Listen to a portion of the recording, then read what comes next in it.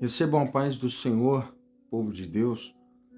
Deixa eu compartilhar contigo um pensamento, uma reflexão da parte do coração de Deus, algo importante para os nossos dias.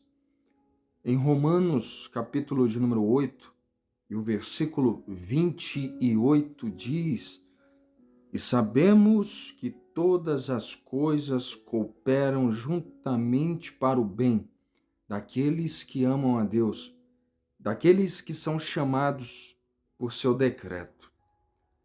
Esse versículo é conhecidíssimo no meio evangélico, no meio cristão. Quantos pregadores, pregadoras, no momento do fervor, do clímax da mensagem, costuma citar poeticamente esse versículo para os seus ouvintes, né? Dizendo que todas as coisas cooperam para o bem e fica a leve impressão nos ouvintes e em muitas pessoas do auditório, do seu público ali, do pregador, no momento do culto, da mensagem. E a grande pergunta dessa leve impressão que fica será que todas as coisas cooperam, contribuem para o bem de todos? O próprio verso, o próprio versículo vai nos responder e ele é categórico. Ele diz que não, porque todas as coisas cooperam para o bem somente daqueles que, condição, amam a Deus, daqueles que amam a Deus, daqueles que são chamados pelo decreto de Deus. E nós sabemos que esse chamado tem que ser correspondido, né? Porque vivemos sobre esse livre-arbítrio que o Senhor nos deu, né, de abraçar ou não esse convite para amar ao Senhor. Só que a grande pergunta também para os dias de hoje, eu acho que a maior pergunta é: como que se ama a Deus? Como que eu amo alguém que eu nunca vi? Alguém que eu não sei como é a sua aparência para ser atraído por ela?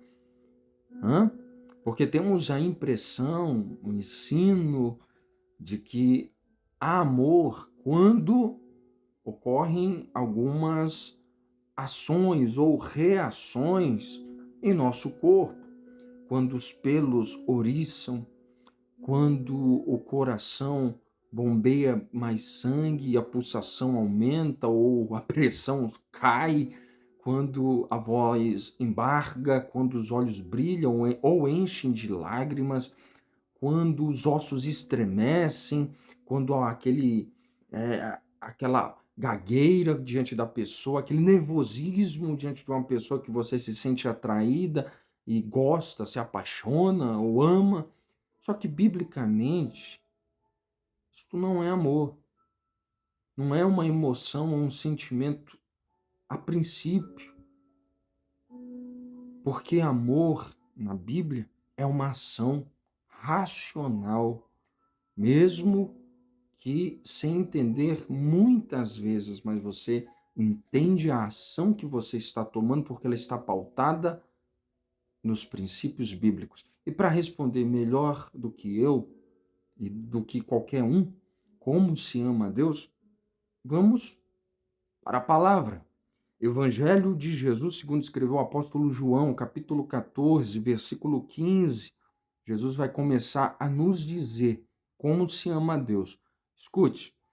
Se vocês me amam, disse Jesus, obedecerão aos meus mandamentos.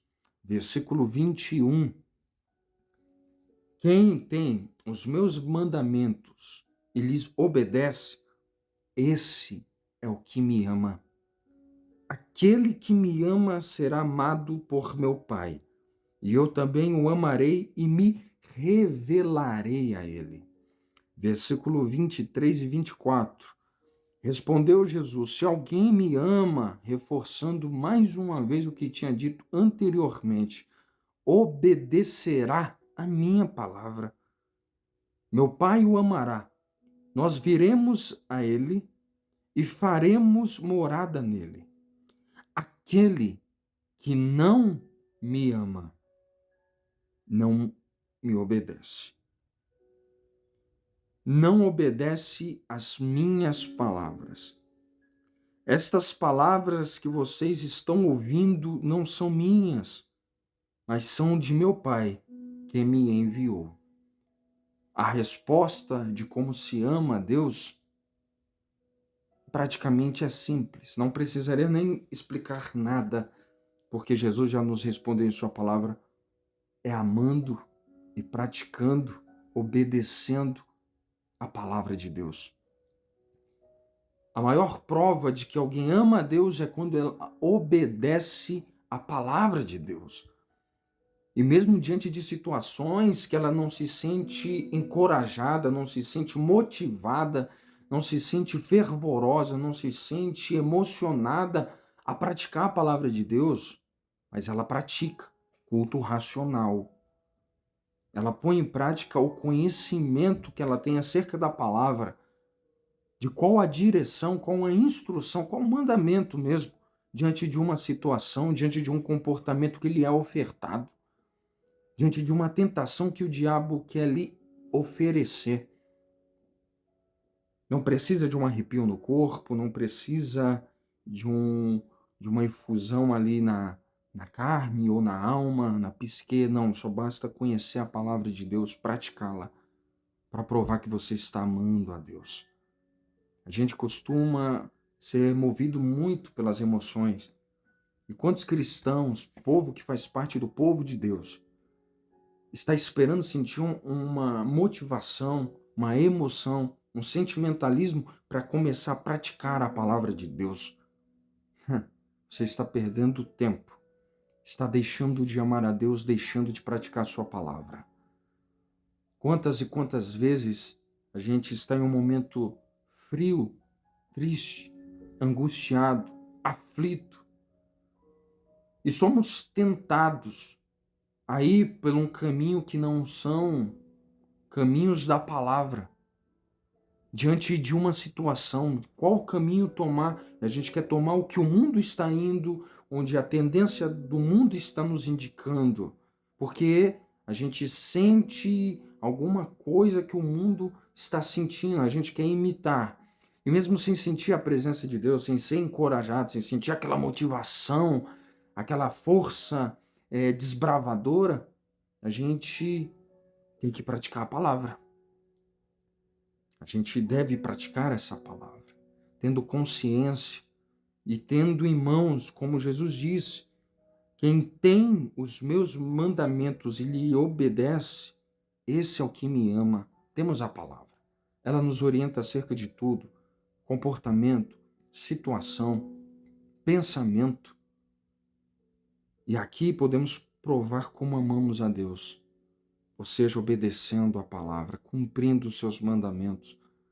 E quantas vezes a gente está diante de uma situação, como eu disse anteriormente, sem sentir nada. E mesmo sem sentir a presença de Deus. Sem sentir aquele primeiro amor.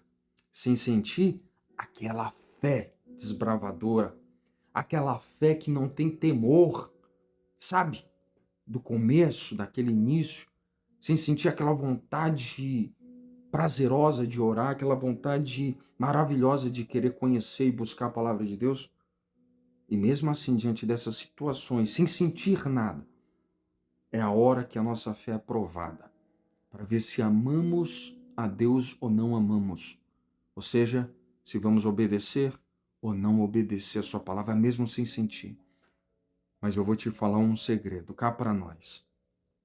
Quando, mesmo sem sentir a sua presença, a presença de Deus, a gente, diante de uma situação, de uma tentação, diante da corrupção, diante dos desejos da carne, diante das oferendas do diabo, a gente resiste bravamente. Mesmo sem sentir a presença de Deus, mesmo angustiado, aflito, logo após isso, o Espírito Santo vem e traz uma porção dobrada.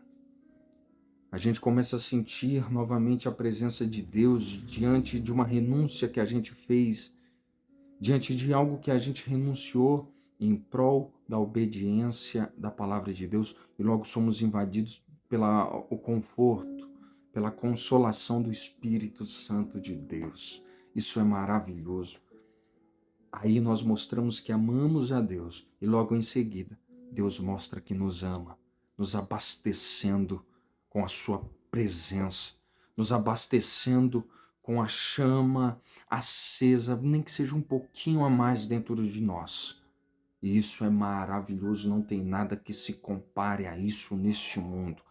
Resisti ao diabo, ele se fugirá de vós. Achegai-vos a Deus, e Deus se achegará a vós. Como? Através da palavra. E isso é a resposta bíblica para os nossos dias.